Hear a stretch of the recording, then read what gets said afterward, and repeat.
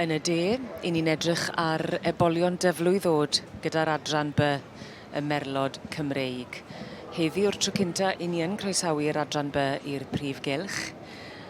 A tro cynta i fi i gael cydweithio gyda Beth Simons-Evans. Siwr wyt ti, Beth? Fi'n iawn, diolch. Wedi cael bore da? Do hyd yn hyn, wedi bod yn bore cyffroes. Oedd hi'n dipyn o gyffro gyne yn y rhan gogleddol, oedd na geffil bach ar drot, wedwn ni. Oedd. Nath e ddianc. A mae hwnna wastad yn gyffro. Odi. Ond gath e ddal yn sydyn iawn, felly doedd dim gormod o berygl. Ond yn y de ni gyda'r adran by y Merlod Cymreig.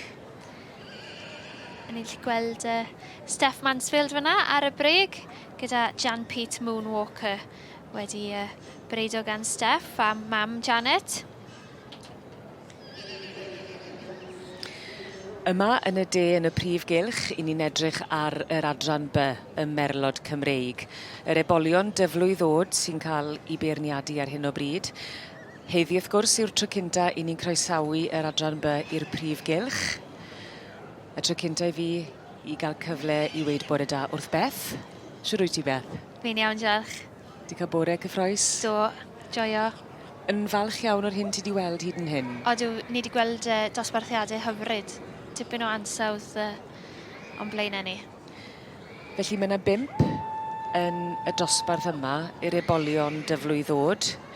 Ag Mr Gareth Price o Brydfa Little Wern yn Aberhonddu yn beirniadu. Ar y funud ola mewn ffordd?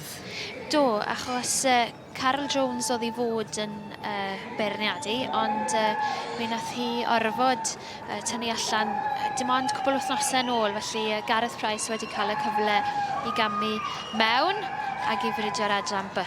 Mae'n edrych wrth i fodd yn ei waith. Odi, mae wedi bod yn hollol hyderus bore yma yn camu o gwmpas y cylch yn edrych fel sef wrth i fodd yn mynd drwyddi nhw gyd. Felly ar hyn o bryd, ar y brig, mae Jan Pete Moonwalker a Steph Mansfield. Ia, hwn wedi ennill ei ddosbarth llynedd. A fi'n siŵr fi Steph yn gobeithio wneith aros ar y brig heddi to. I ni'n gobeithio felly fydd yr het yn diosg yn gogloi. Fydd hi yn, fi'n siŵr. Wyt ti'n gweld pam bod Gareth Price wedi dod? Fi'n credu bydd e'n edrych am rhywbeth sy'n gyfreigedd iawn. A mae da Jan Pete Moonwalker pen ag outline Cymreig iawn fi'n credu wrth edrych yn o fe fyna. Yr adran by, os gofiau'n iawn, ges di yn anreg priodas? Do, ges i ynghaseg adran by i yn anreg gan y gŵr yn anreg. Felly, o'n i lwcus iawn drwy'r rhan i. O, siw mai. Mae'n fendigedig, diolch. Adi? I'n dwlu arni. Wyt ti'n cystadlu gyda'i o gwbl? Odw, fi oedd hi ma llynedd, ond mae Ebold a'i Lenny, felly fi wedi gadael y ddau yn y cae i fwynhau. Felly mae yna gynhesrwydd tuag at yr adran me? Os. Dosbarth eitha bach o ran nifer, ond ife na beth bydde ti'n ddisgwyl? Bydden ni'n disgwyl mai yr ebolion dyflwydd bydde'r lleia. Mae'r ebolion yn anoddach na'r ebolysu i faratoi yn lle cynta, a mae siwr fod dyflwydd yw'r blwyddyn anodda, sy'n ni'n meddwl, felly na pam fi'n credu bod y dosbarthiadau yn llai.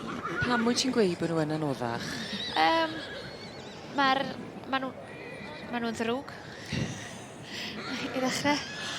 Ond beth sydd ddim yn ddrwg, yn sicr i Steph, yw bod yr het wedi ddiosg. Mae hwnna'n beth gwych i Steph gyda Jan Pete Moonwalker, a mae fe wedi byhafio yn dda iawn drwyddo. A wedyn Reims Hill Top Gun fi'n cael ei fyna yn ail, gyda Declan Davies. Gan Calered Heartbeat, welon ni'n cael y brif bencampwriaeth cwbl flynedd yn ôl allan o'r Thistledown Sherbet Lolly.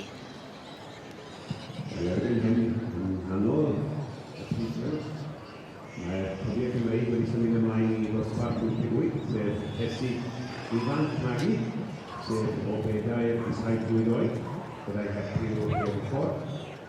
As you can see in the center of the main ring, we have moved on to class number 88. Broadway 4 to 7-year-old with Old Polar Foot.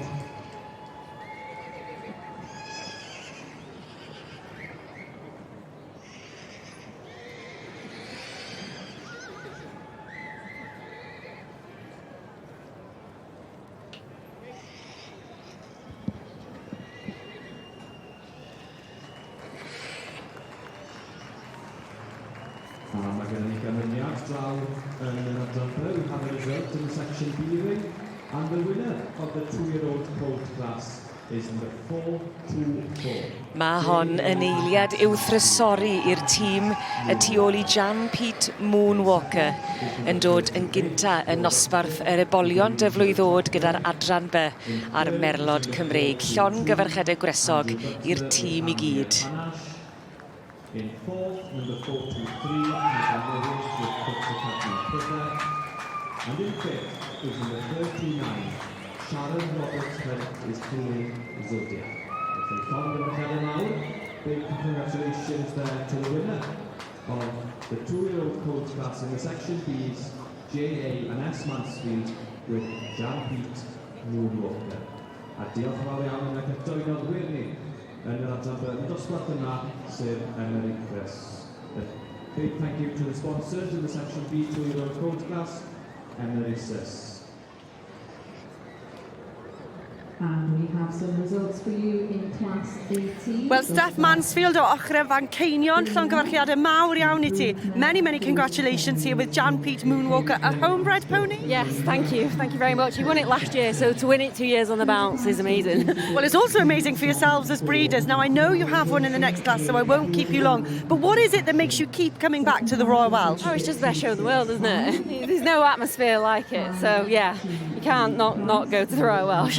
Well, good luck now for the rest of the day. I know this one won last year. Good luck in the next class. Julian and Hayden.